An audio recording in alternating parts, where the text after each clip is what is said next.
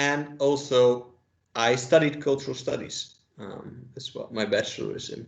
So I do know this fairly well, actually. And I'd like to share sometimes some of that with you.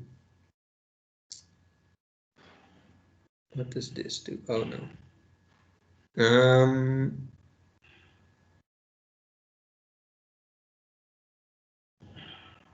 What is this? Ah, okay, better. So that's what we're going to talk about today. These three theories of cultural globalization. So what's this about, right? Globalization, although you didn't have a course in it, I assume you have a concept of what this is, right? This increased interaction of things and the fact that things at some part of the world influence things somewhere else.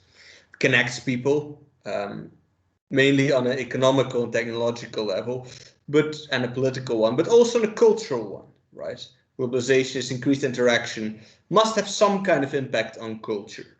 And by culture, I mean it as the ideas and the ways of doing things that we have. Culture is like a backpack that you carry with you. And in that backpack is your way of understanding the world, your perception of things, your how do you even say this in English? Your habits, your customs, your ways of acting, right? You let's say that we have a fight, or I do something you don't like. As a Mexican, you're gonna grab in your backpack and you're gonna pull out passive aggression, right? While as a Belgian, I would pull out confrontation. We have different tools in our cultural backpack of how to deal with things. You would win this fight, right? Passive aggression beats confrontation usually. That's why I tend to lose this type of confrontations. Anyway, there's a cultural differences, right?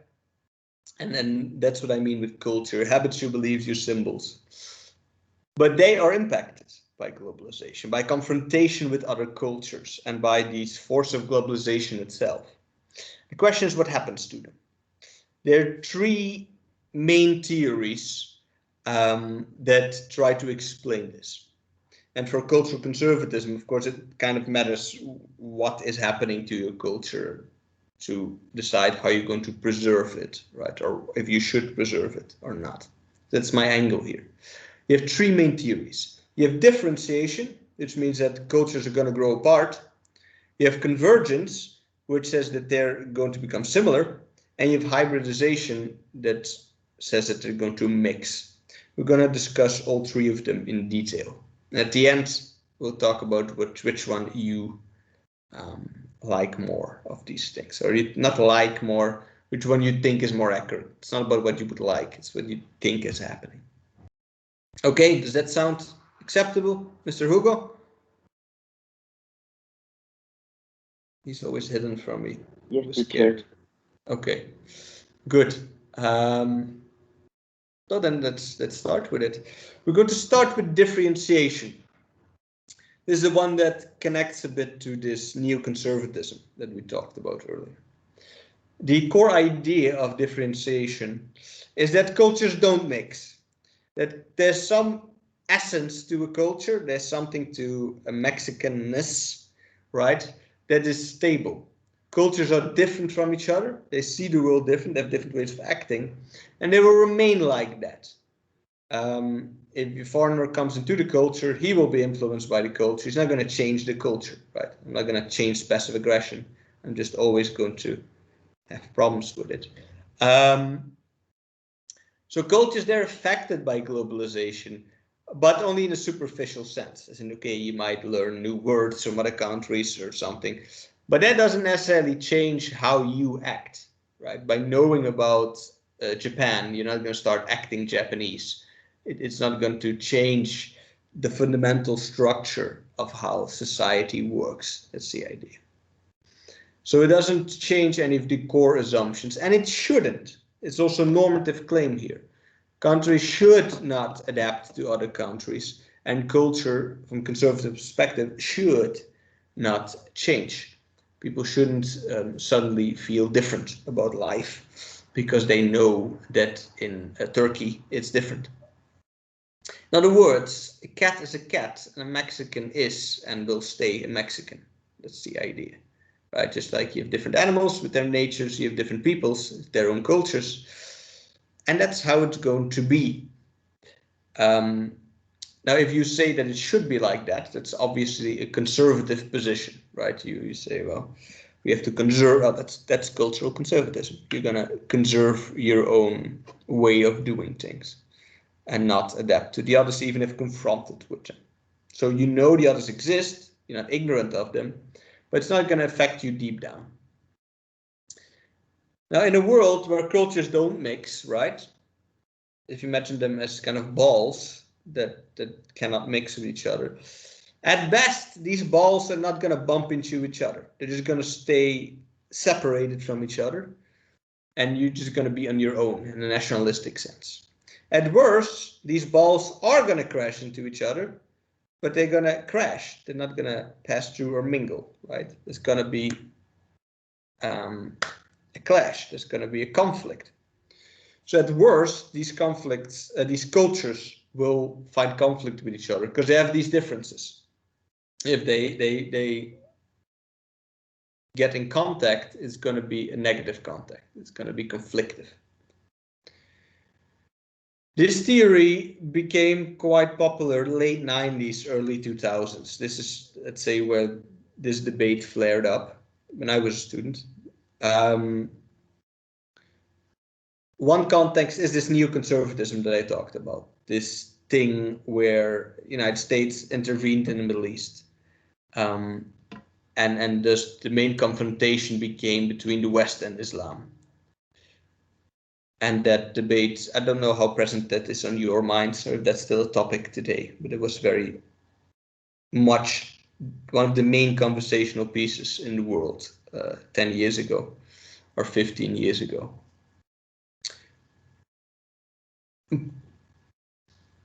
And then that started in 94 when the United States went, or 93, whenever this was. Anyway, when they went the first time into Iraq. This was the West being in the Middle East as a material force, and that triggered all this reaction. From that, after that, you had 9/11, and after 9/11, you had the invasion of Afghanistan, and then Iraq, and then Syria, and it keeps going, right?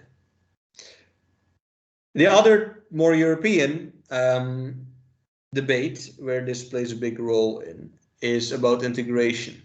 So this is about how immigrants interact with the old majority, right? In Europe, we have a lot of Muslims, for example. A lot. We have a significant minority of Muslims, and their integration was not successful in the sense that the integration of Irish people in the US was successful. We're still quite far apart from each other. A lot of people not speaking native languages, etc. So in what looks from a conservative point of view is the failure of multiculturalism. From that failure, you would get the idea that cultures don't actually mix. Even if you place one in the other, they're still going to stay separate. I'm not saying that's true. I'm saying it looks like that if you have this position. Now, the one that is most politically interested, the theory here, is the one of clash of civilizations. We talked about that last time with our scandalous friend, Samuel Huntington, who I will repeat, was an advisor to the racist regime in South Africa. I don't know how this man got a job afterwards, but he even became a famous academic while defending apartheid. Anyway, Huntington, this racist son of a bitch, he wrote a paper called The Clash of Civilizations in 93, which became a book in 96, The Clash of Civilizations and the Making of the World Order. I don't know if you ever heard of this, probably not, because you're 10 years too young. But this is really important. This book is one of the more influential texts in the last 30 years. Because it partly it gave justification to these wars, right? And the main idea is this. It says the world is divided in civilizations. You have different cultures, you have different national cultures. But if you look beyond those different natural cultures, they have a lot in common. Like there's something like a Latin overarching culture, a Latin civilization, which has a certain root, right? So you have cultures that are different, but if you look at what they have in common, together they have a lot more differences with other civilizations. And depending on the edition of his book, you have 7 to 8 civilizations. Let me show them on a map. So you have an American one, you have you have the West, you have Latin America, you have Islamic Africa, you have Africa proper. Then you have the Orthodox world, Russia. You have Indian civilization. He groups them among religions. And then you have China and Japan, which you could see as the same or not. And then you have like a Buddhist thing. You see, it's a very religious view on this. There's another way of grouping them. The other figure at the bottom, that's not Huntington, that's someone else. But you could, I don't think it's too interesting, but you could try to grab, like you could do statistics and try to find a way to cluster countries if you look deep and hard enough. And those would be then your civilizations, right? And he says these are distinctly different. Although you can see on the bottom thing, they do have things in common, but according to Huntington, they don't. So they're different and they will remain different. And if they get into confrontation with each other, which will happen because of globalization, they will clash. There will be conflict about them. And these cultural conflicts will be the main dividing line between people. They're not going to be economical, they're not going to be political, they're going to be cultural. We're going to disagree on, I don't know, the position of the woman or something like that. And that's what we're going to fight over.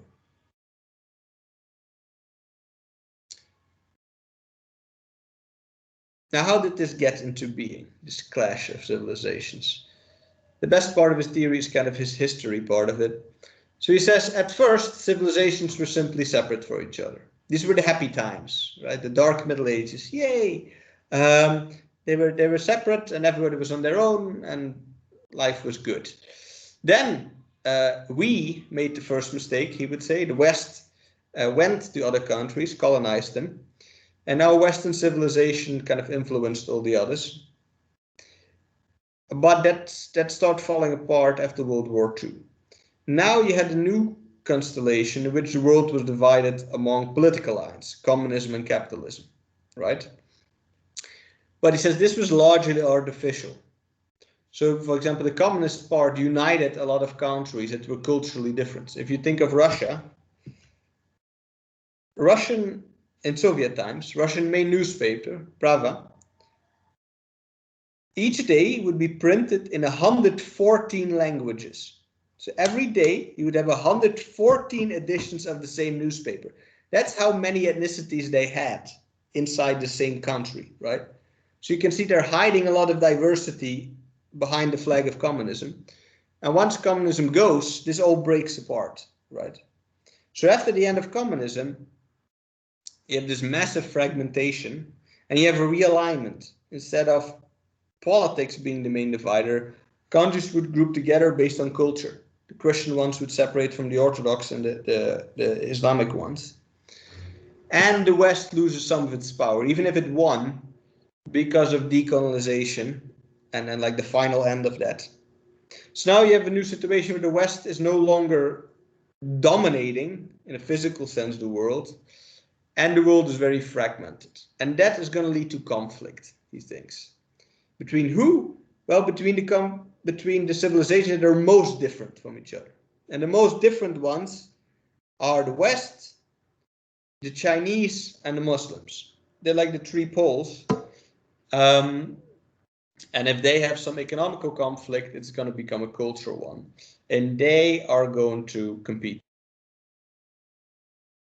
A video game about this, Command and Conquer Generals, where you have the Chinese against the Muslims against the US. This is 2003, I think. You're probably too young to have played this, but you could.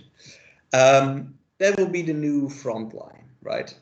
And the message here is be scared of your neighbor, right? Your neighbor, the Muslim, you can't trust him. He's going to come for us one day. And your neighbor, the Chinese, don't trust him either, right? So he predicts this will be the future, a future of war between these two.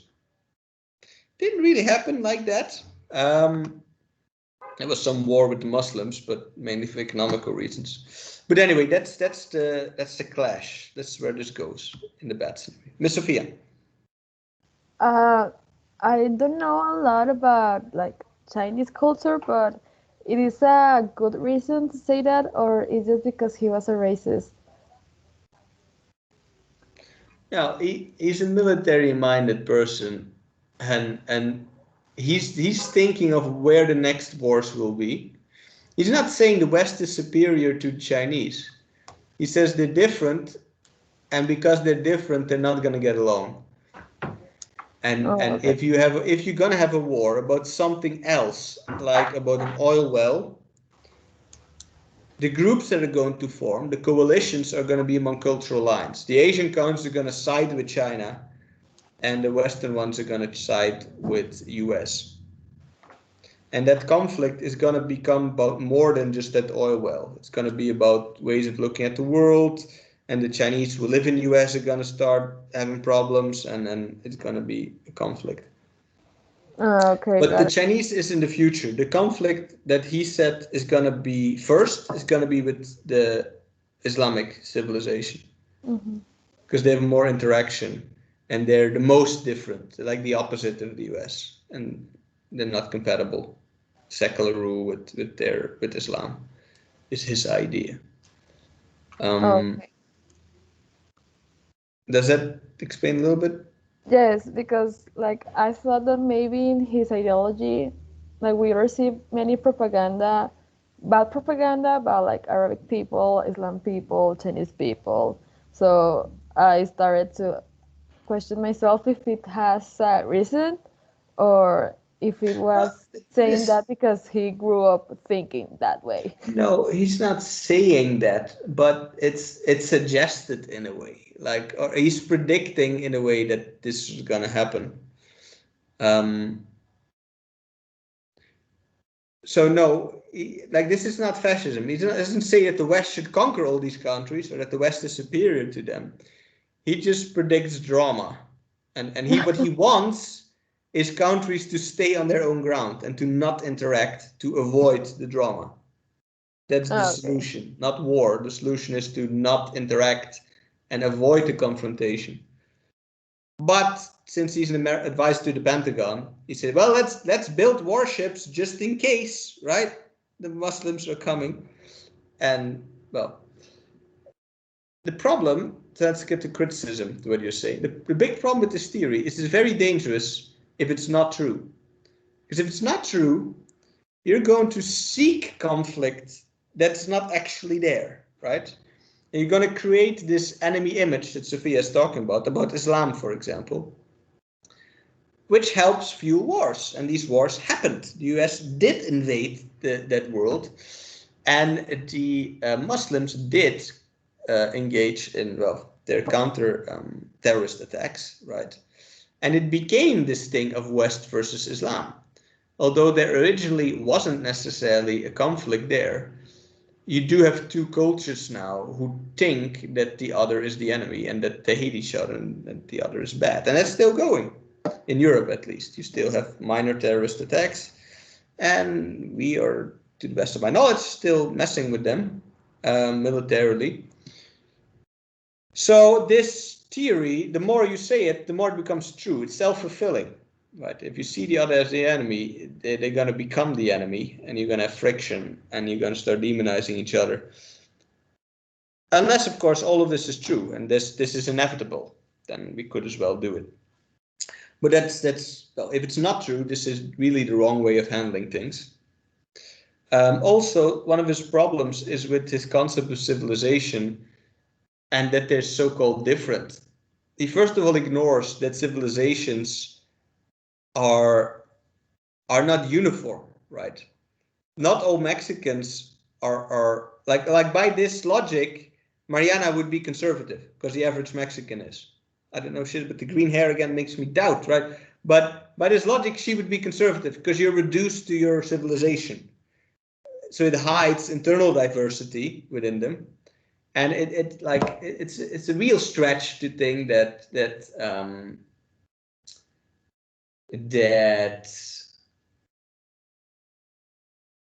Vietnam and Thailand don't have any differences between them, right? Just because they have the same religion.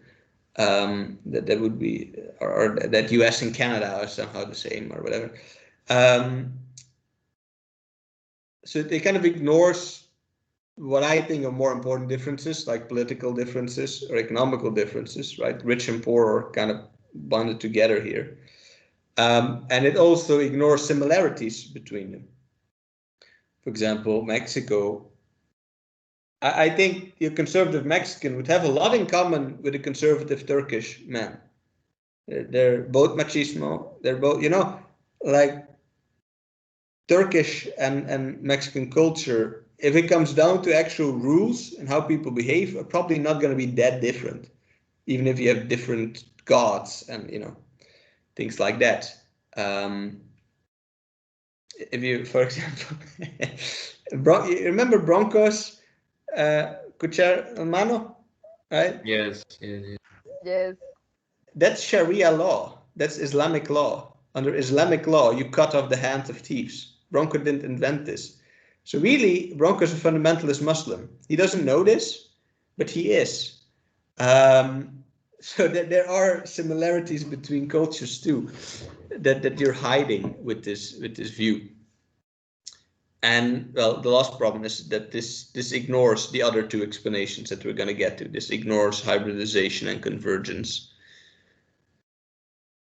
Anyway, so that's the differentiation. Cultures are different, they don't mix, and they might even cause friction with each other.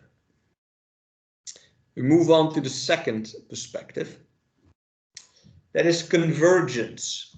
This is a very broad perspective that thinks that countries are going to come together or are going to become more similar, basically. That's the idea here. It's sort of the opposite of the first one. Well, all three are opposites of each other, but this theory is broad. There's a lot of variants of this. I'm going to go through them. You can talk about standardization. You can talk about McDonaldization. That's a word, people. You can talk about cultural imperialism. Um, they're all they all talk about the same thing, but they have a different values attached to it, like a different appreciation of this process of convergence. But the core process of convergence is the ideas that cultures are going to become more similar because they're exposed to the same things. So we all have different cultures, but globalization is a thing that happens to countries, right? They all become more capitalist, they all become more trade oriented, they all become more using the internet, become more technological. They all have COVID, right? There's things that globalization does to you that makes you go through similar experiences or participate in similar economical processes. And that's going to make them more alike. And cultures are going to start influencing each other through this interaction. So the barriers of cultures are weak and they're going to become influenced by outside forces. Mr. Diego. Teacher, but you think we're gonna turn alike to each other or more alike to the US? Well, those are two different theories. Uh-huh. I'm going to explain both to you. But indeed, there's two options, right? You either become more like a third thing, right? We all go to some central gravity point, or we become more like whoever is organizing this globalization, whoever is the empire, and then you become more like them. You have both theories. That's on my next slide. But so anyway, things gravitate towards the center in this.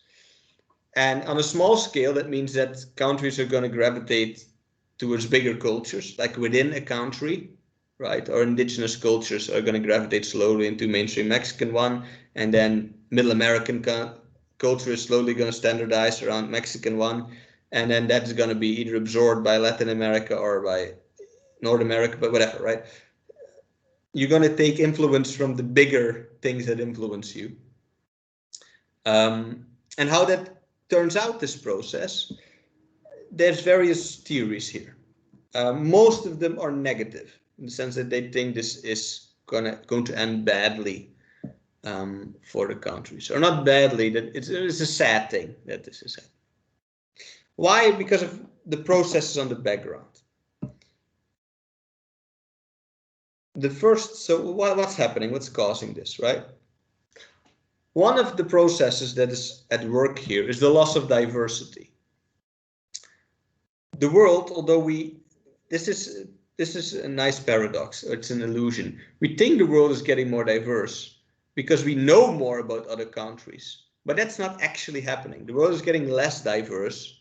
We just know more diversity, like we see more of it, but there's less each year. You can see this, for example, if you look at language. Each decade, there are less languages in the world that are being spoken than the previous decade. Languages die each decade because some tribe stops, they either get killed or they stop doing it, or people just don't care anymore, right? And that goes for a lot of customs and things. Each decade, I don't want to say each year, but each decade, there's a loss of diversity. There are old customs that are dying out, right? And that hurts the cultural conservative in us. And they disappear either on their own and disappear because of contact, because the people in that tribe, village, whatever they're from, they just adopt something from somewhere else, or they move, so globalization does something to them, right? It standardizes, and the bigger culture is slowly absorbing this into it, and it becomes less. And this is not just symbolic things. Culture, as I said, culture is also, they're tools for acting. Culture also skills, right? And practices. Recipes for food are also culture, right? If you have less recipes, you have less options of making food. So these things disappear too. People forget how to cook things. People forget how to make things, or capitalism forces them to, because people used to make things by hand, and then a robot does it now. So, well, you kind of, well, if that happens for 3 generations, you forgot how to do it in the first place. A good example of this is weaving, is handloom weaving. Handloom weaving is extremely complex. If you want to make a pattern out of weaving, that means you thread by thread, you take each thread and you have to make that into a pattern. That's high skill affair. But what we do today is we have a t-shirt and we just print it on the t-shirt. It's not woven into the t-shirt, it's printed on it. It's a lot easier to do for a machine. So we are losing the people who can actually do it by hand, right? And those clothes are different. They have a different quality to them, but they're getting wiped out in India right now. By the millions, people are losing their jobs there. I know a person who is in a union of this, so that's my contact there. Anyway, this capitalism is slowly absorbing all these diversity into it. And it even does it geographically. It changes the landscape. You have this is a theory of Emmanuel Castells, a Spanish sociologist. He says there's a move from, these are abstract words, let me explain them. There's a move from spaces of place to spaces of flows. He says 50 years ago, if you take a city, right, and you go building by building, most of these buildings would be unique. Most places would be only in that city, and they're not a copy of something else. While back to the present, a lot of places in our city are buildings that also exist in other cities. They're like a McDonald's restaurant or a Chili's, or you know, they're just copies of a place somewhere else. Or they're anonymous. They're things like airports. They're part of a globalized infrastructure. Airports are roughly similar around the world, right? You have malls. You have these things who are all stylized after some kind of neutral space. You have traffic infrastructure like highways. There's nothing unique about them, right? They're roughly the same everywhere. And so the world becomes more a space of flows, a space where people just pass to. But there's nothing to remember about that place. It's just like any other place. You just use it. And no, he thinks that's a bad thing. So those are the process that's slowly creating this convergence. Another thing that's creating it is the concept of deterritorialization. Let me see if my wife is calling me about something. No. Deterritorialization is the disconnect between culture and place. So normally a custom, a tradition exists somewhere, right? It's from where it originated from. But because of globalization, because of media and the availability of goods, that gets divorced from each other. The example here is this New York hat, right? You can buy this anywhere. Also Monterey, you can get your New York cap, and you can claim New York. You can use is what's that from? You can kind of participate in the charisma of another place by having their stuff, right? I can participate in hip hop culture. I could have that hat and my Big Pun T-shirt, and so that the good side of that is that it opens up your identity beyond where you're from, right? If you're some dusty village in Zacatecas, at least you could participate in New York culture, right? You're not limited to whatever they have there, banda, and that's it, right? It's good. It's good because it gives you more options, but and it allows more identities to happen. But it it does take away a bit from the authenticity of the thing, because if it's like if you claim to be from somewhere that you're not, what does it even mean anymore, right? I would say overall it's still a good thing, but there's a loss in there too. And all these things kind of create this standardization, right? And if you have a negative view of this, we're going to discuss two negative views, one positive one. One negative view is cultural imperialism. This is what Mr. Martinez was hinting at. So this is the kind of convergence where one country is going to be dominant, or multiple ones, but the stronger cultures are going to try to be the center of gravity in this convergence. They're going to try to impose their culture on others consciously. There's a plan to do this, right? It's cultural imperialism. It's an unequal integration. And that will threaten local cultures, obviously. And this happens via multiple lanes, right? It could be via the language that you're exporting. The big languages gain dominance each year, right? More people speak Spanish, more people speak English, more people speak Chinese than before. It could be via media, by everybody watching Hollywood, right? Their productions. It could be via stores, via commodities, etc. Now, there are multiple poles here. There's multiple countries. Japan is doing this too, for example, right? Aggressively pushing their culture on other countries. But the ones we're more influenced by is, of course, the US, right? We're in their realm, in their hemisphere. So in the Western case, this is Americanization. And this is an interesting process because of media and because of the language, we are able to understand the US very well. Because we understand the world basically through the US, through media, to things on Netflix, to movies from Hollywood. And that means that we have a fairly good grasp of American life, right? I think most of you have at least a fleeting understanding of US politics. You should, right? But that only goes in one direction.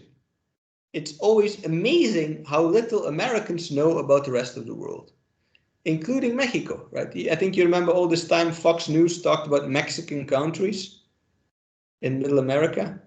But it goes much further than that. US, even on the left, if you talk about politics, they don't know anything.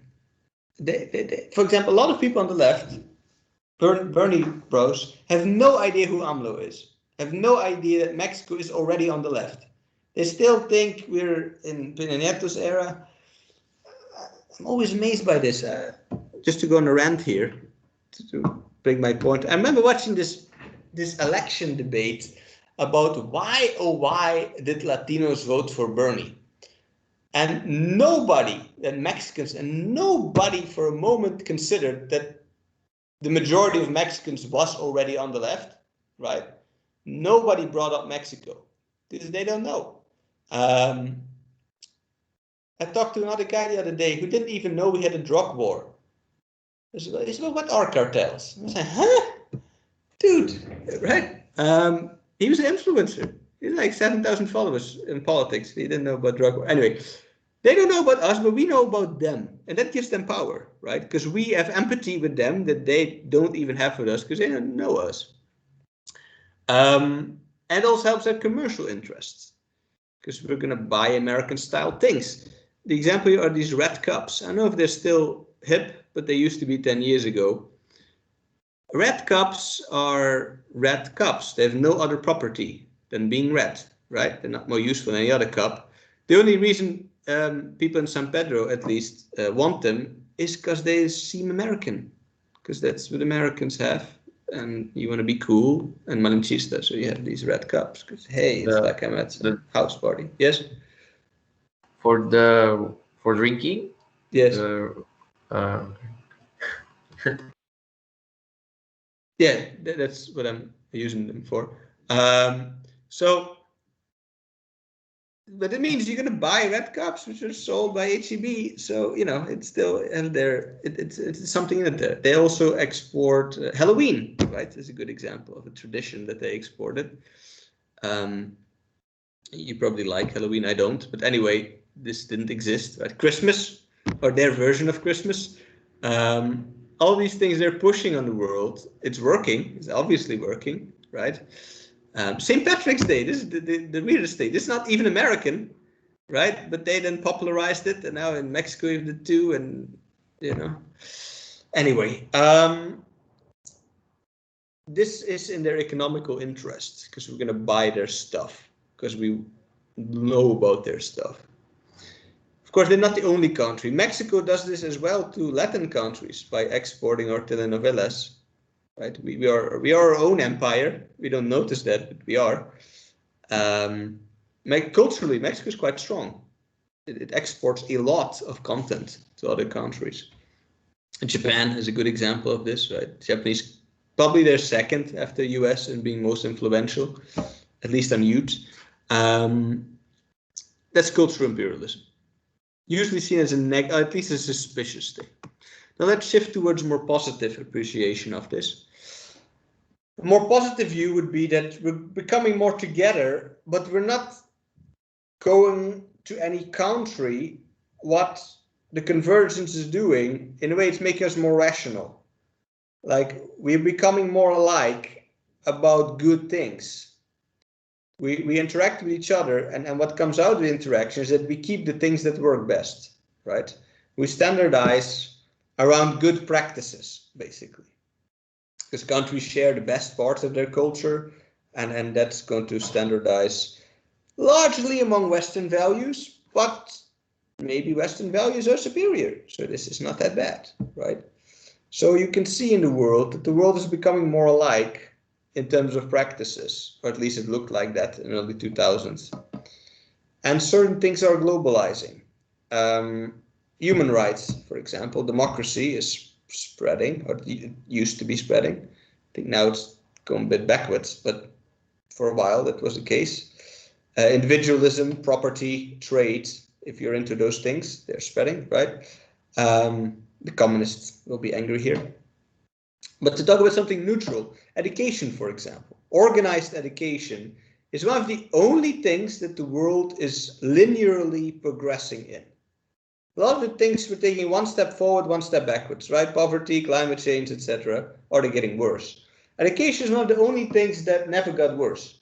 Each year, education is better than the last. Not in Mexico, not in Uni necessarily, but in the world, more kids go to school each year.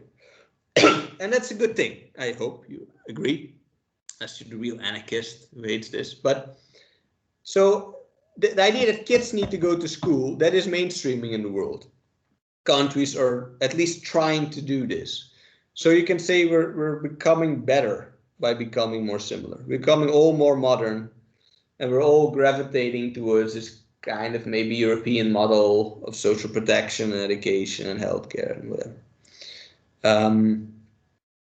Maybe that's the positive view. You're creating a world culture that is worthy out of convergence.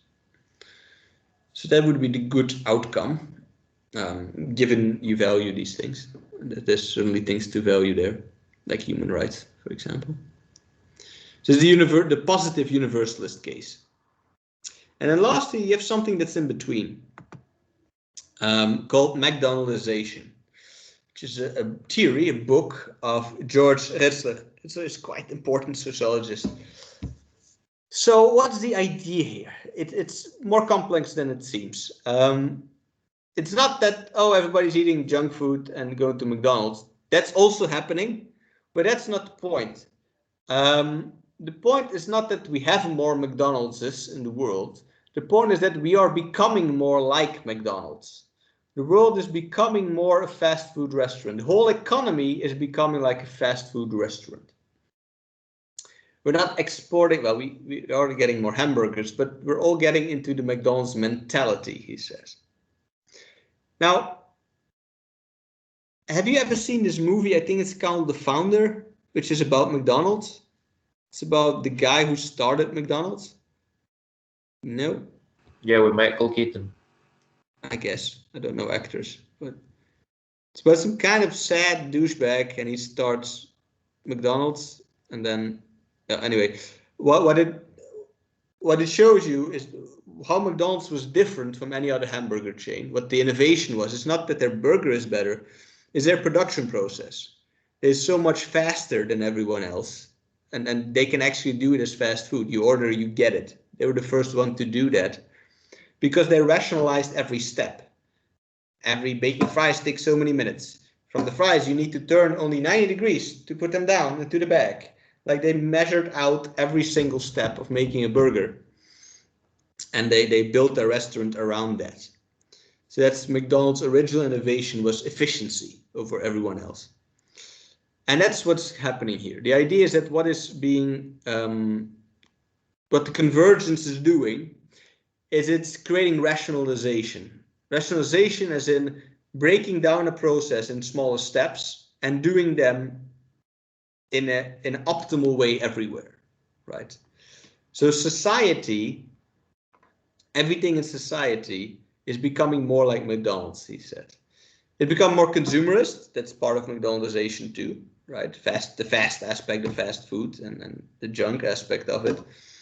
But everything except uni, I'm going to say that here. This process is not affecting us at all. But everything is supposed to become more efficient, right? Everything becomes more calculable, as in it's breaking down into this cost exactly that much, and you can have one slice of pickle, not two, on your burger, right? Because that's how the mother company ascribed it to. It becomes more predictable. That's why people like McDonald's, because it's the same every time. And there's a certain comfort in that. And if you go to India and you're scared of their food, then you go to McDonald's because it's going to be predictable. And very important, control, right? McDonald's is extremely top down. Like to the amount of fries you're going to get, that's decided by the CEO all the way, right? And everybody has to work these schedules, and they work the same for everyone, and everybody knows what everyone's doing. If you look at what consultancy companies do, like McKinsey or Boston Consulting Group, etc., this is exactly what they do. This is their gospel. It's the gospel of efficiency. They try to rearrange everything they touch upon to make it as cheap as possible, as fast as possible, and with maximum control for the boss. That's what they push on every company or institution they touch. I know this because my old university went through this in UDEM, and it's spectacular and failing what they did. But anyway, this is what the lords, the masters of the universe, which are consultancy companies, This is what they're pushing on the world, and this is how the world is becoming everywhere, more and more. And it's good for the boss, and it's good because things are more efficient, and we could use a bit of this, maybe even, because things are not predictable and not efficient at our faculty. But there's very little space for humans in this, right? You just do your role. There's no space for diversity in it.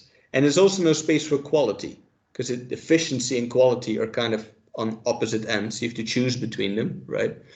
And the choice is made for efficiency here. So this is not, it's not saying it's a bad thing. It's more like a sad thing. Like it's you're not scared of it. It's just a bit, like from a romantic point of view, it's a bit regrettable. So there's some structural similarities, right? This is a bit of an older theory, early 2000s. I think today you have more of a Googleization than a McDonaldization, right? Where everything is about information and spying on people, and everything is in the cloud, and everything is being integrated into Google, basically, right? And everything is about data everywhere in the world. You can't really escape this anymore. So that's a type of cultural convergence that is not about culture. Like it's smart. This is not about customs or who you pray to or what colors you wear. It's more about how life is organized. That's also cultural, because it's about values, efficiency over quality. Miss Sophia. I believe that what you mentioned of globalization is called surveillance capitalism. I believe that's Okay, the right term. I'm sorry. Don't worry. I stand corrected. I like Googleization as a word. I think it's cute. But surveillance capitalism, voila. Now we know. Can you tell us something more about surveillance capitalism? Yes, it's a capitalism in which they trade with your data. So they make you more addicted because you are the product, and they create these algorithms uh, to make you to give you what you should think, so you can get more. You get more into those apps. They gain more data from you and they sell it to other companies. I want to give a public service message about that to all five of you. Please, for the love of God, stop participating in these stupid things where you give them a picture and they tell you which Powerpuff Girl you are, who you're gonna marry in 20 years, or you all know what I'm talking about, right? Or which celebrity. Don't do this. What this is entirely random. Nobody looks at your picture and thinks who you're gonna be. There's no old woman with a crystal ball. They just randomly pick something, and what really happened is you legally gave them your picture. What's going to happen now is they're going to feed that picture to an algorithm. They want your facial features for facial recognition data to train artificial intelligence into recognizing people and to creating fake people that look like you. And you legally allow them to do so. Because you click that, yeah, tell me which Powerpuff Girl I am. You click accept. Because they cannot illegally do this. You need to give them your picture. That's what this is. Every time you see somebody do it, this is about artificial intelligence. So stop doing it. Yes, and even this artificial intelligence is really used in China, so they can identify like this minority that I believe is Muslim or Yes. something like that, and Google sell data to China in order to then for develop this intelligence. So you can be whatever Powerpuff Girl you want. Yes. You don't need to ask the random algorithm to tell you. All right. So that's surveillance capitalism, which blocked me, by the way. Diego brought this up the other day about my blog that was shadow banned. It literally is. I tried to pay them for an ad, and they told me you cannot post on political or social things. I said, well, that's exactly what I do. It's a bit inconvenient. Um, so they have new rules that they automatically suppress that. Explicit. So yes, I'm being surveilled, unfortunately. Now, convergence. What can we say? What can we say against it? right? You could point out that there's still some local adaptation here.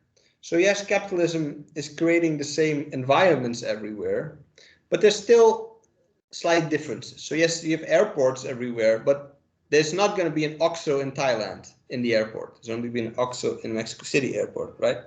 I hope. I don't know actually where OXXO is these days, but probably not in Thailand. You could say that, you know, McDonald's menu is slightly different everywhere, etc., etc. So there's still some local adaptation of things.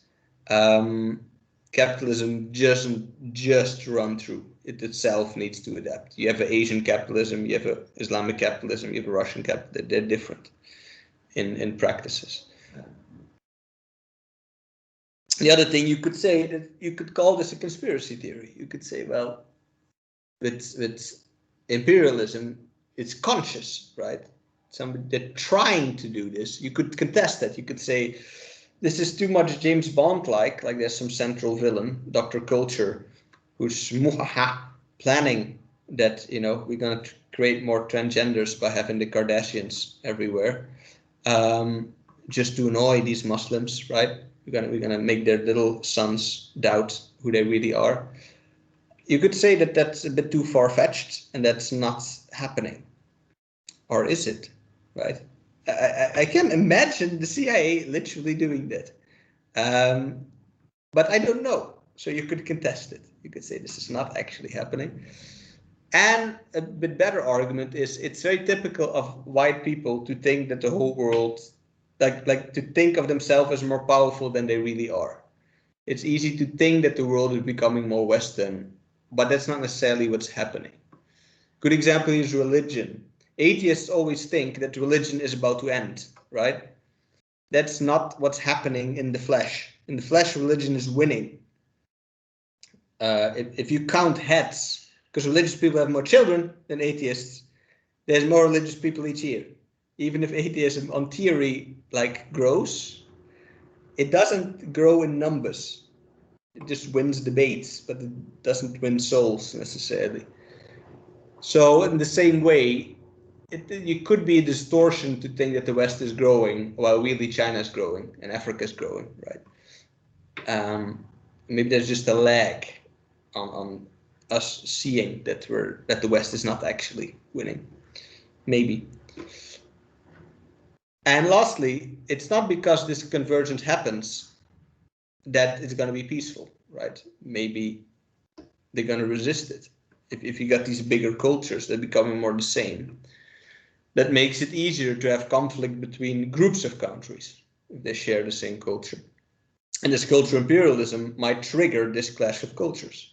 If the US actively tries to export itself to other countries, you're going to grow the resentment against them from that, right? You're going to get this anti-Americanism in other countries that will lead to a crash. So that's the first theory attacking the second. So that's convergence, and that's a criticism on it. I quite like the convergence perspective. I think there's some real empirical truth to it, but there's also criticism possible.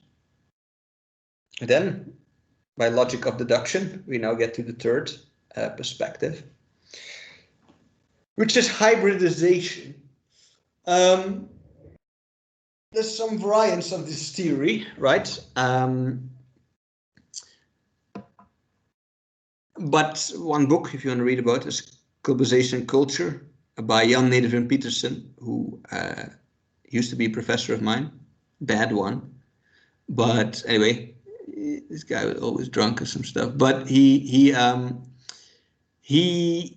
quite important because he is one of the main people who pushes this theory of cultural hybridization. What's the idea here? The idea is that we're becoming more hybrid. Cultures, he says, do mix. When two cultures come together, or multiple cultures come together, they're going to mix with each other. They're going to interact. And out of that interaction, you're going to get something new. It's not that one is going to conquer the other, right? It's like if you mix blue and red, you're going to get purple, right? It's just going to be a third thing that comes out of that. So he says there's all kind of thousands of interactions going on, from you learning yoga on the weekend from some other civilization to some, I don't know, Mexican K-pop cover band, which then is both Mexican and Korean and neither of both, right? There's these interactions that are happening, and it creates new things. So yes, cultures are affected, but they're going in different directions. Each interaction is different. We're not going to some central point of gravity here. Culture will change, but not in one direction, he says. It's very autobiographical, by the way, because he is like born in Indonesia, but half Netherlands, half American, and then lives in Israel or some nonsense. But or in Netherlands, that's why he was my professor. Lives in the Netherlands. Like he was very mixed himself, and he kind of projects that, right? So he says it is more creative take on cultural globalization, right? Artists, people are gonna take culture from everywhere and they're gonna create something new. That's the outcome of these processes. It's a more optimistic stance, right? You're gonna get it's exciting in a way, cultural globalization, because you're gonna get new things out of it. It's a bit romantic, almost hipster, right? Because you want to try this new food. There's a new Korean restaurant, or there's this new theater piece. It's this, I don't know, Thai people in Brooklyn, Romeo and Juliet story, and let's go. It's this view in globalization. So it's mixing, right? Hybridization is mixing, combination of two more elements. A good example of this is the UFC, is mixed martial arts. I don't know if you know what this is. I'm a big fan. Mixed martial arts? No? Conor McGregor? Heard of him? No. Anyway, Yeah, more or less. I'll explain it to you, Sophia, what it is. It's fighting, but it's a fighting in which, as it says, mixed martial arts. So it's a mix of different martial arts. So when they're standing, it's going to be a mix of kickboxing, which is European, Thai boxing, which is Thai, karate, Japanese, right? Taekwondo, Korean, Kung Fu, Chinese. You're going to mix the boxing, American or British, whatever it is. They're going to do that. If they fall to the ground, they're going to start wrestling, which is a mix of jiu-jitsu, Brazilian jiu-jitsu, which is itself a mix, or Brazilian and Japanese, American wrestling, Greek wrestling, like all these things are going to come together. And if you want to be a good fighter, you could do one thing, but if most people who are champions combine fighting styles. So here you get this giant mix into something that is new. Mixed martial arts is more than the sum of its parts. It's a fighting style of its own in a way, because of the rules are different than any of the other ones are. For example, well, anyway, using kung fu, I know kung fu. Using kung fu in mixed martial arts is very different than using kung fu standalone, because in normal kung fu you have shoes and you can kick people in the nuts. That's not forbidden, and punch them in the throat.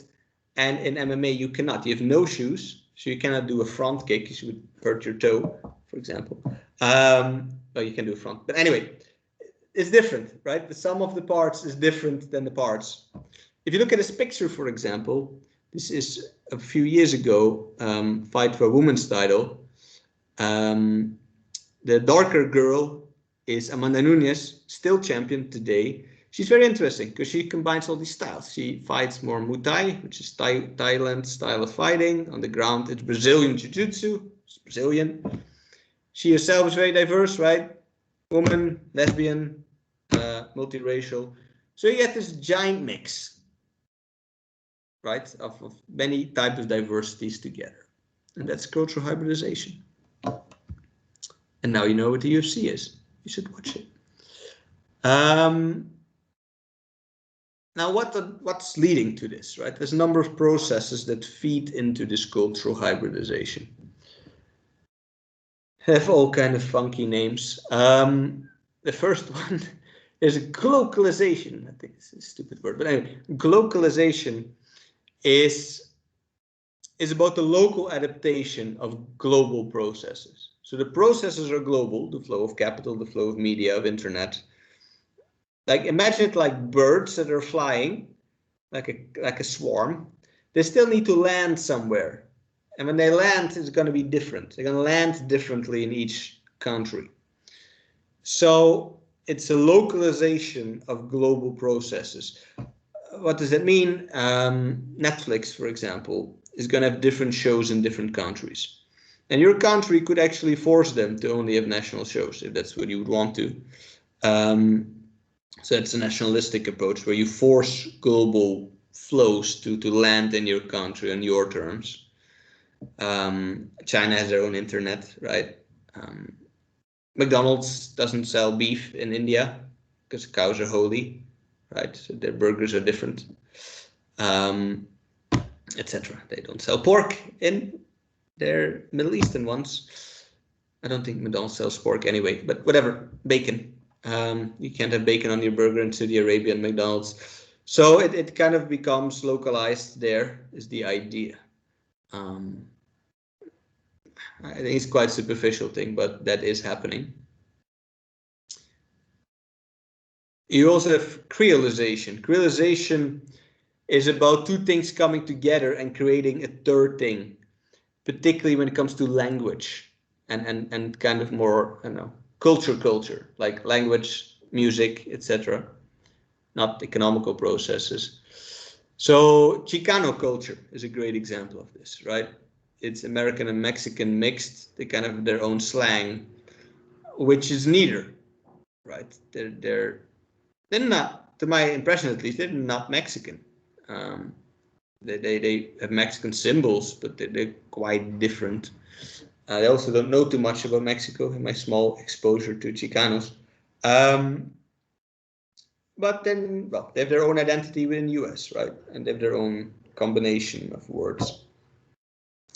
Um, and you have San Pedro, who's kind of like them in a way.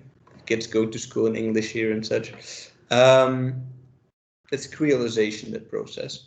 It's more on a language level that you get a third thing. And then you have cultural appropriation. This is when certain cultures borrow things from others and don't give them back. Right? So this is when you have a sushi restaurant, but they have sushi with alitas on it, right? Buffalo sushi and such, or it gets into the total insult if you like roofless flavor sushi and such. This is cultural appropriation. You take things from another culture and you make it your own in ways that might be offensive to that culture. The other day, my wife showed me a flyer of waffles, Belgian waffles. I was like, yeah, great. And I went to the menu and then I saw waffles with chicharron and salsa verde. And a nigh heart attack. I started screaming. What's this? You can't do this, man. I'm still insulted by it. I punched this dude because he apparently is Belgian. He sold out hard. Chicharron and waffles? Wow. Where can I buy them? No, I'm not going to tell you. I hope they go bankrupt. Anyway, you can see it insults me, right? That's the appropriation part. The culture from usually doesn't like it. Have it similarly with, although we don't own this, but as Belgians, we kind of think we own beer because we have the most beer. We in Germany, we see ourselves the beer kings of the world.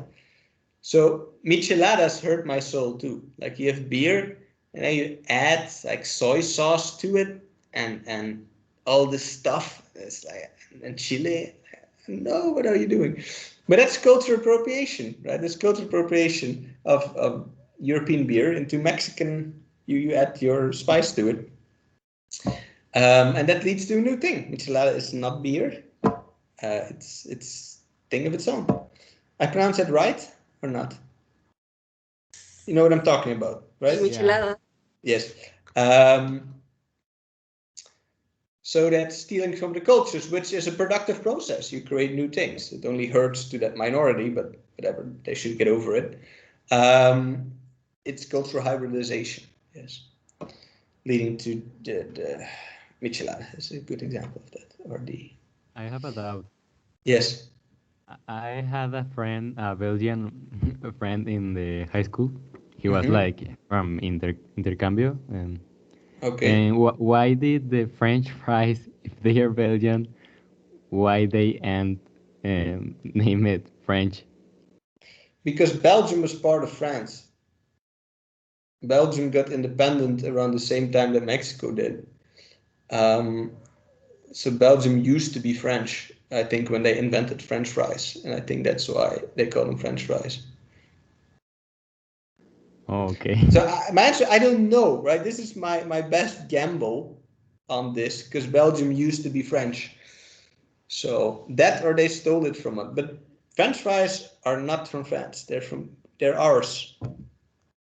And I promise you, if you would taste them, you would understand that they're different. This is not what McDonald's give you is very my wife didn't believe it that she came to Belgium. She said, fries are fries. I said, you will see. I went to my local fry shop because fries with us are like tacos, like you buy them from the corner. They're everywhere. They're as common as tacos are. And she was eating it, she's like, oh my God, this is different. I said, yeah, it is. It is. Anyway, I'm not going too much on Belgian culture. Um, but you get that everywhere, right? And it's not necessarily, I mean, it's sentimental. If you're cultural conservative, you care, but the point is you get more things, you get more hybrid forms. And that leads to cultural hybridization and new creative things. If you'd criticize it, first of all, this is very gimmicky, right? It's a bit hipster. It's about food and things that you can enjoy if you have the money for it, and it's exciting and K-pop and whatever. But to the average person living in some dusty village in Mexico, sushi is not that relevant, right? Most Mexicans are still profoundly Mexican in what they like, and they probably don't even eat fish or raw fish. So this is a kind of an urban thing, or at least the positive side of it is an urban thing,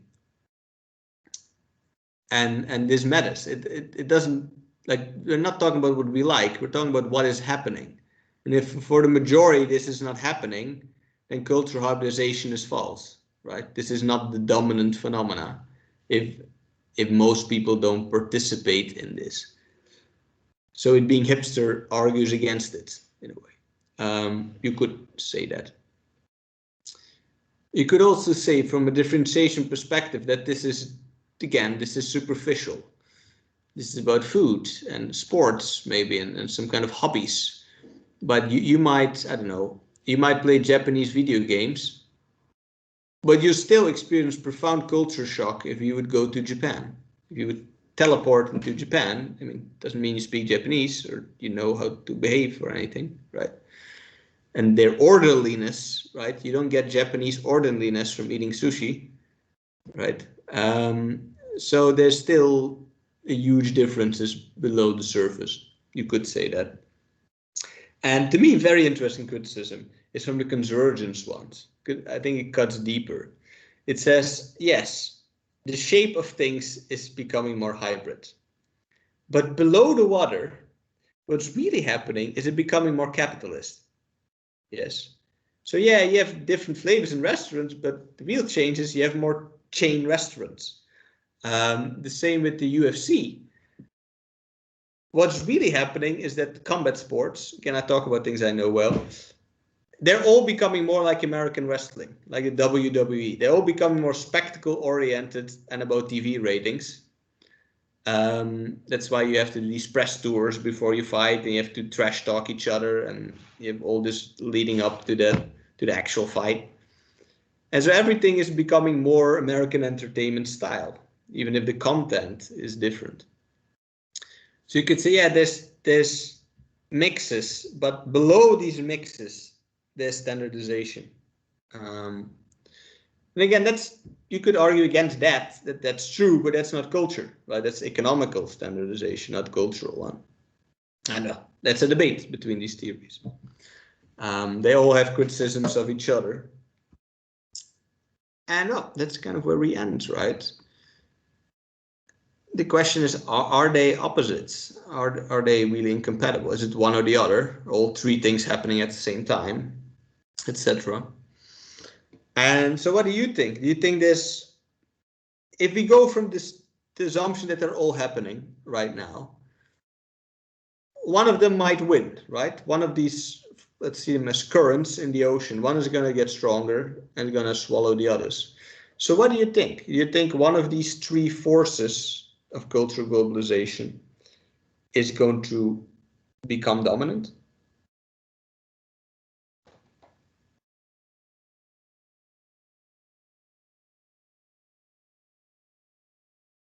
There's no good answer here, right? It's not like it's B. Haha, you got it wrong. Like I want to know what you're thinking.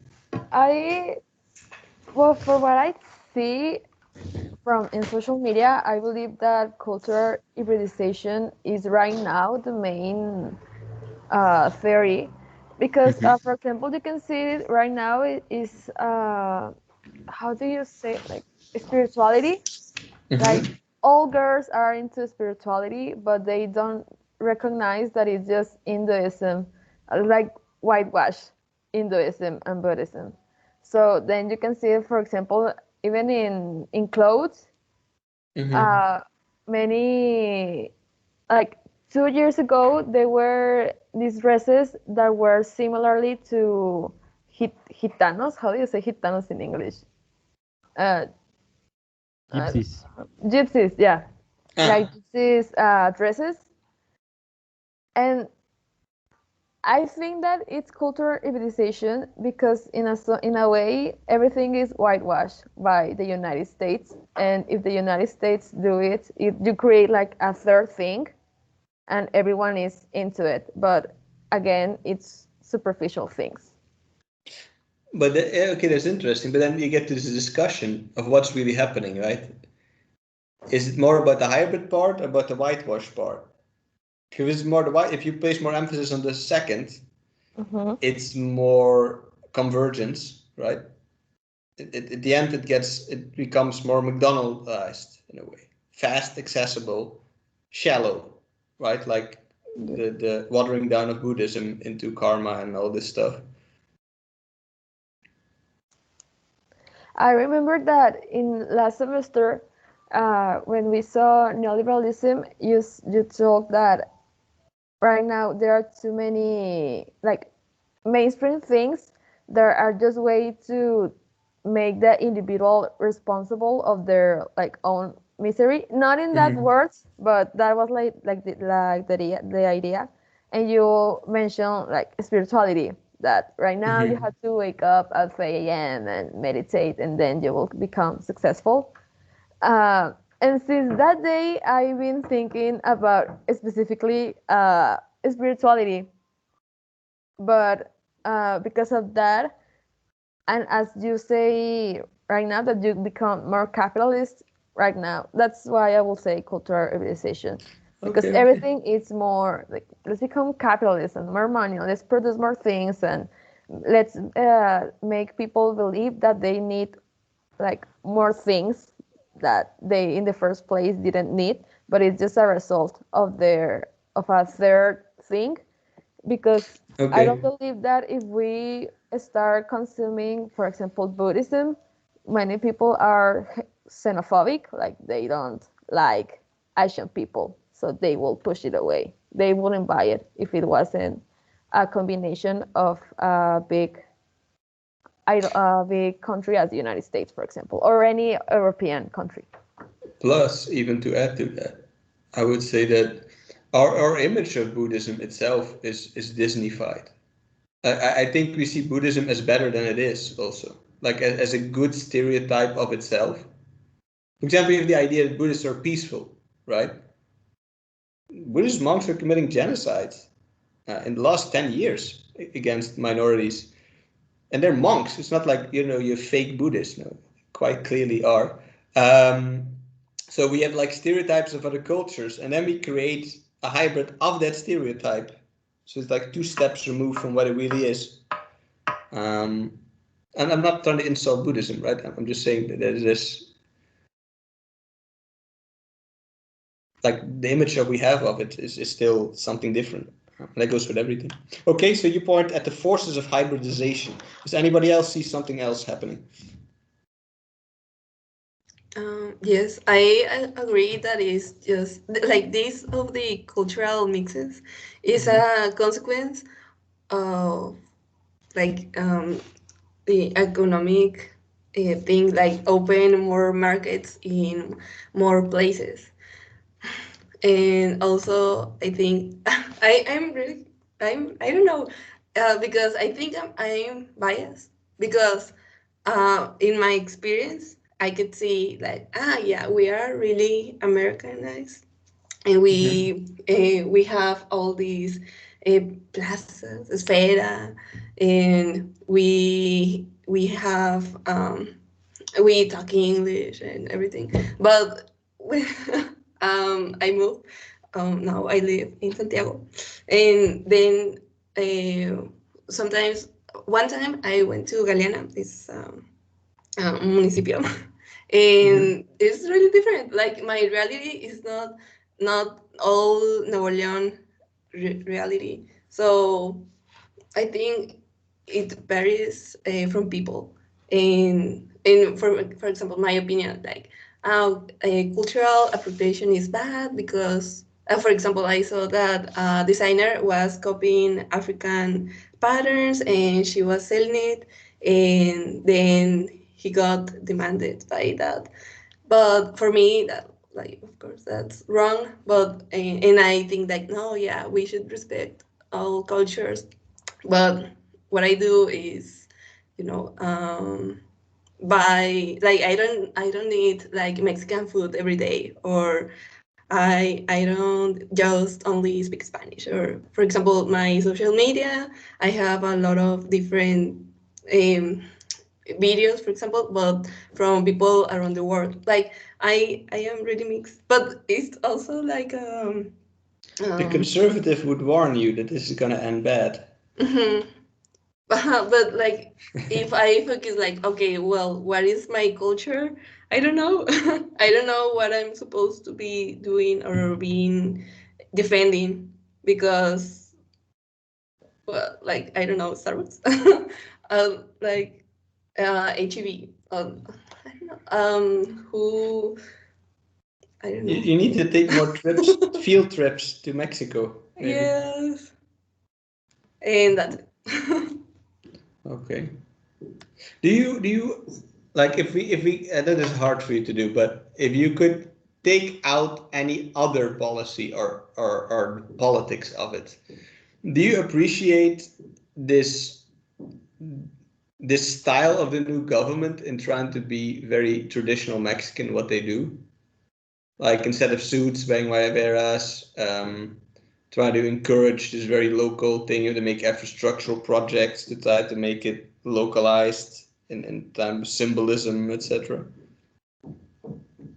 Do you think that's cool I of think Mexico trying to boost its own culture in a very positive, non-toxic way? maybe. Or like I like, okay, it's cool that he is doing that, but I don't use guayaberas. So like for I do, at least but for is represents a certain and type of people. I don't know. I think that, for example, Day of the Dead is one of the only days that Mexican girls dress up Mexican quite consistently at the faculty. I think they look very good. I think they, I mean, there's something to this style, at least. What do you think, Sophia? I actually don't care at all because I think that also globalization has made us think that we must look more like European countries, Hmm. and like I don't think that it is important to be like them. I just think that it's important to just let Mexican people be and doing what they truly want. Why are we supposed to feel like we should be like US or European people? Like even in infrastructure, why should we look like, as you say, like I believe that convergence, like there are similarities in malls and airports and all that. So I don't think that's important at all. Like, of course, it's nice because you can get proud of who you are, and as a third country, it's really hard to be proud of your roots because you've been totally colonized. So,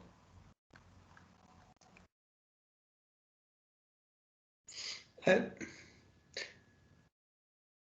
okay, I do want to point out as a foreigner that Mexico is a thing, like culturally. Mexico has a lot of culture compared to other countries. Mexico has compared to Belgium. Okay, we're smaller. Mexico is a lot more nationalist than Belgium is nationalist about their own culture. Like there's a distinct Mexican style of things that other countries do recognize. Like I don't think we are or you are anonymous or something like that. Um, but okay, I see what you're saying, Miss Diego. You were going to add to Yeah. this. Uh, like, what is the specific question in this case? To be What like, the to be last one I sure. asked, Yeah, or yeah, the yeah. one on the slide? The last one I asked is if you appreciate the government trying to push a more traditional Mexican style, not like impose on people, but they themselves, whatever they organize, try to drape it into a more pueblo style of things. Well, I think it's cool because, um, well, it's like, how do you say? Maybe it's just like aesthetic, but representative as well because I put myself into the shoes of indigenous people, and maybe seeing that there are some persons in the government that at least try to look or may look like how you look uh, uh, in your community. Maybe it's fine for them like forgetting about this traditional suit politics and all those stuff diplomatically. Because there is this is political. This annoys people too, because you have the opposite more malinchista thing. Where they're like, Oh yeah, yeah, but you don't yeah, yeah. look like a politician look like, and it's embarrassing. Like to a lot of people, this is embarrassing that you don't have the suit tie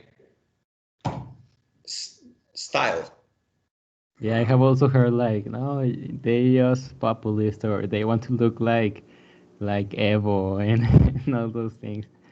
You, Evo Morales. well, they are populist, but that's a whole different discussion. Do you think that any of the things I explained is dangerous? Like, if any of these mechanisms, is there any either the differentiation, convergence, or hybridization?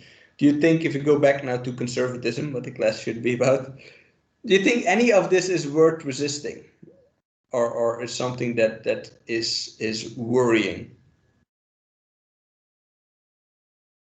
Convergence, I think it's worrying Okay. because I uh, I was thinking about these people that need to migrate from uh, rural communities or marginalized places of Mexico, and how when they come to the city to the urban lifestyle, um they usually uh, stop doing some things, stop wearing as they used to wear in their communities.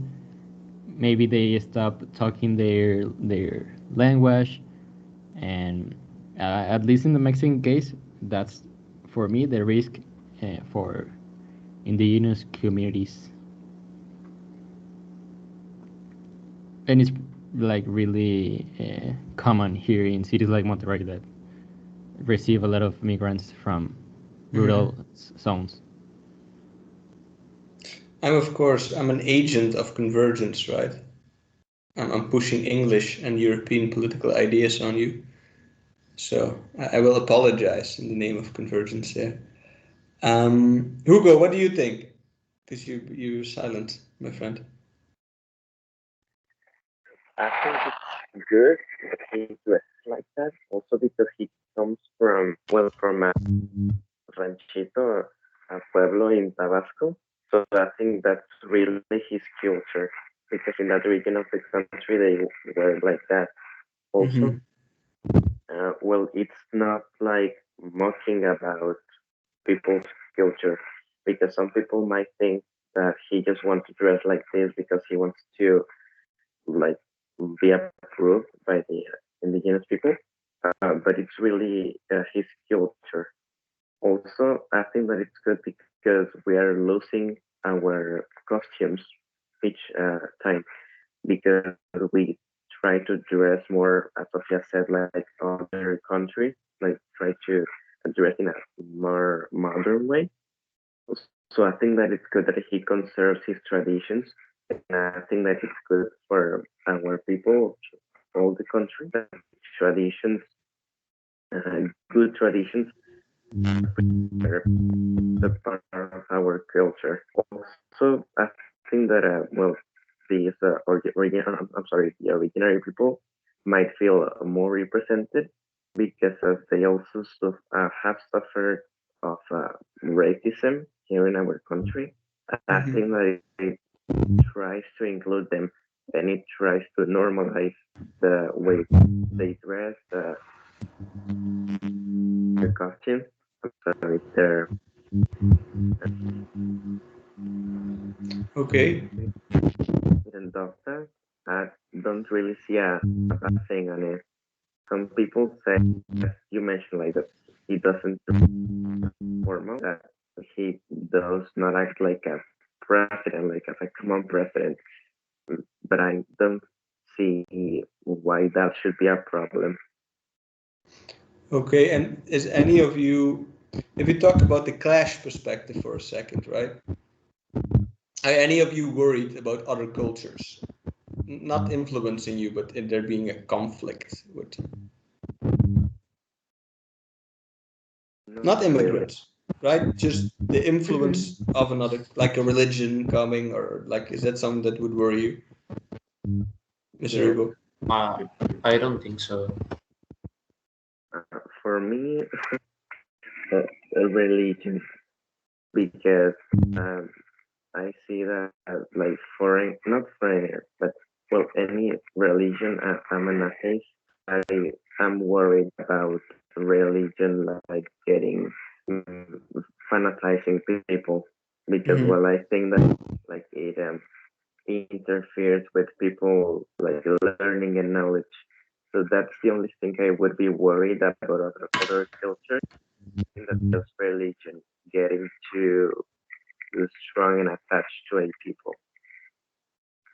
But that's the only thing, not really other ideologies, because I think that like you decide in what you believe, but religion most of the times it's just like inherited from your parents or something like you are indoctrinated with religion. So I think that religion is the only thing I would be worried about from other cultures. Okay. Anyone else? Thank you, Hugo. You will.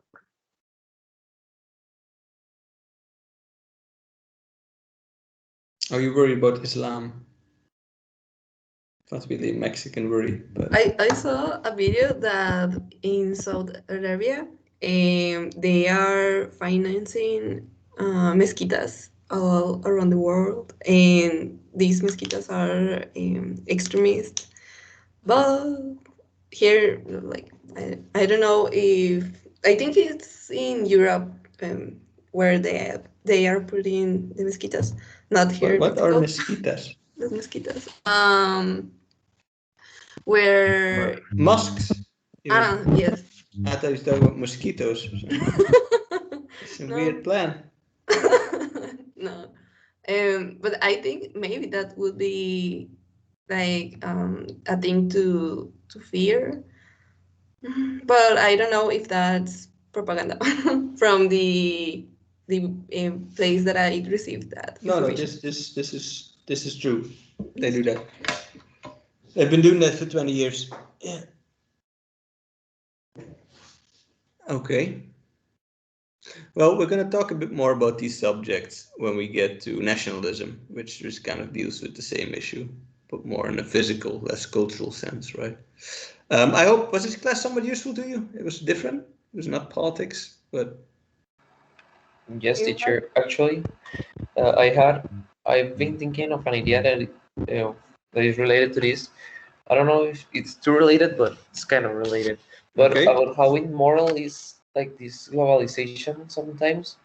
What you were talking about McDonald's is like they have their product, but when they move to another country, they change the menu almost entirely, only Mm-hmm. because they want to sell. They don't care about like giving American food. Or they only want to sell. And also, this reminded me about we on another class, on another subject, we were talking about the World Cup, the Club World Cup final. Okay. That it was on Qatar, and Qatari, how the nationality, I don't know. Well, Qatari Heke, the referee of the final was a woman, and he refused to give her the salute. And I think that the FIFA, I don't know why like a big organization like the FIFA celebrates the most important tournaments on countries with this level of machismo and ideology, and it's because there's a lot of Because of money in money. Qatar. Exactly, exactly, and I think it sucks. It's horrible. That's what I've been thinking. Okay. Yeah. Well, maybe if we miss another class, I can talk about Islam a bit. It's interesting to know about. It's the religion of peace, nicer than you think. All right, then I'm going to stop it here, and I will see you again on Monday. When no, not teacher. Monday. Yes, I thank you wanted for to correcting ask. me again. Yeah. Uh, I want to ask something. Okay, so I think this the cultural mix that we're having is consequence of capitalism, but supposing that we are in a communist world, how do you think that culture is going to um, do like if we're going to mix everyone or everyone is going to be more respected or I don't I have know. no idea. I can see it going perfectly both ways. I can see it standardizing, Mhm, because your political system would be similar. uh-huh, Um, I think it would, whatever happens, it will move slower than it would happen now, because it will move more controlled, and I think it would go because your trade will be a bit. You will have trade, but it will be less intense. Um, so I definitely think it would go a bit slower. I mhm, think you would have less differentiation. You would have less conflict, I think. I think communism would kind of take out the edges of most extremisms. Because at the end of these extremisms are versions of power conservatism. You have extreme belief to protect some kind of elite. And I think since you take out that elite, I think it would go a bit more centrist with most cultures. So I think that would happen. But I think you would have less mixing, yes, because you'd have less contact. mhm. But You it think? depends what type of, it's like more anarchistic or whatever. I don't think it's realistic that would happen. I don't know. I think it could go in many directions. Yes. Yeah. But, well, yeah. All right. Good. Then I leave that here and I'll see you Tuesday when you are going to present. Yay.